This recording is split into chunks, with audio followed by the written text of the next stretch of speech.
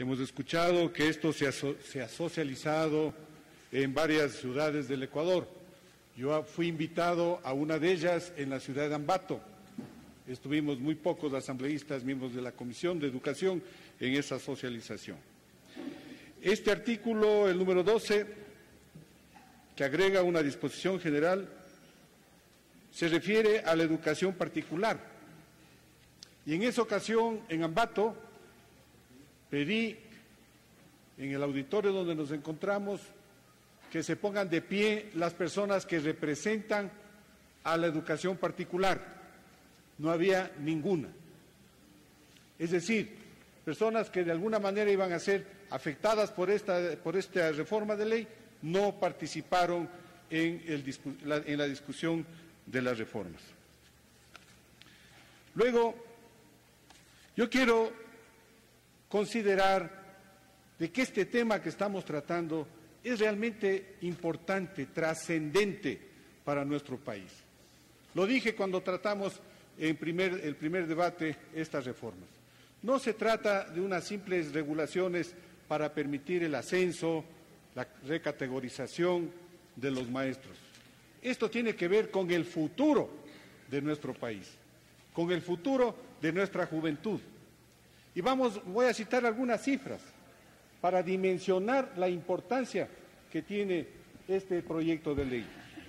Al momento, de acuerdo a la información que he obtenido del Ministerio de Educación, existen 4.370.000 ecuatorianos o no estudiantes que están matriculados en el nivel básico y bachillerato, de los cuales 3.218.000 están en la educación pública.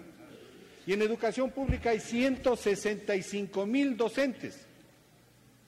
165.000 docentes, que de acuerdo a la ley, muchos de ellos dictan cátedra, otros son autoridades, otros son inspectores, es decir, todos ellos forman parte de la administración educativa en el Ecuador.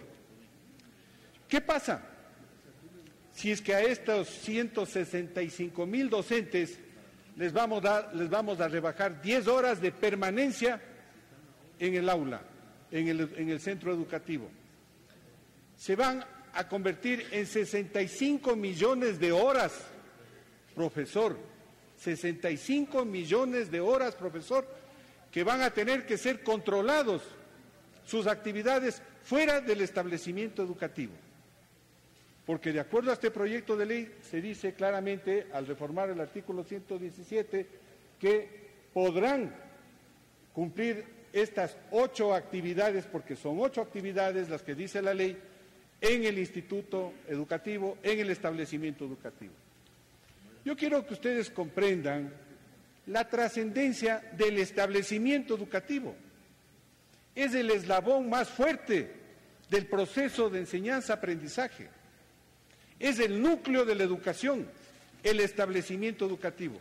Esas 4 paredes con techo donde se da la clase, donde se aprende, donde se enseña, donde el profesor, el docente, ejercita toda su capacidad, su habilidad, su inteligencia para transformar la vida de un niño, de un joven.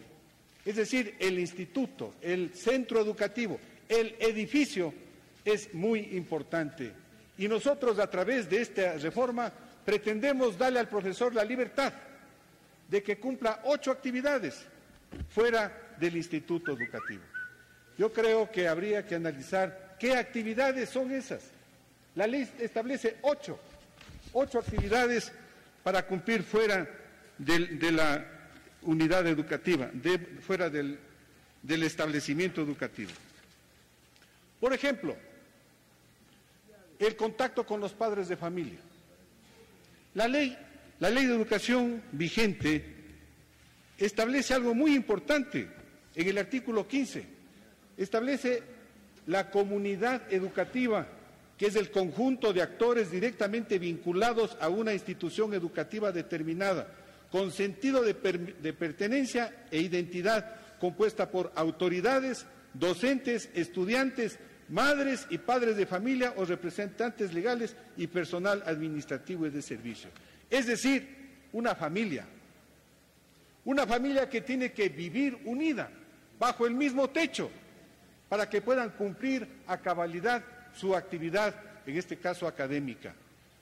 Pero si le vamos a dar la libertad al profesor, al docente, a cumplir actividades fuera del espacio del establecimiento, esta comunidad educativa no va nunca a fortalecerse, nunca va a cumplir con su obligación, con su gestión.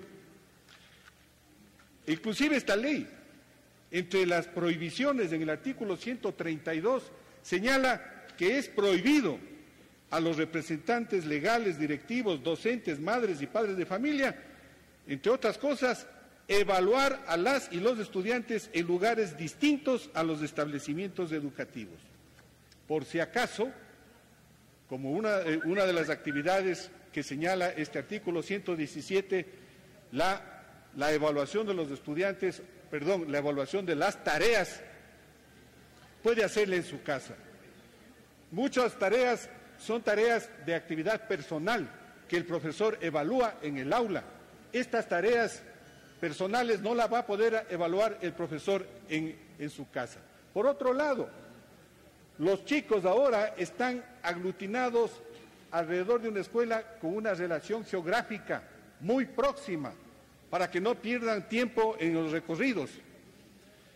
Los profesores no están aglutinados por este principio de proximidad, de cercanía con el establecimiento. Ellos, no importa dónde vivan, no importa qué distancia estén en sus casas.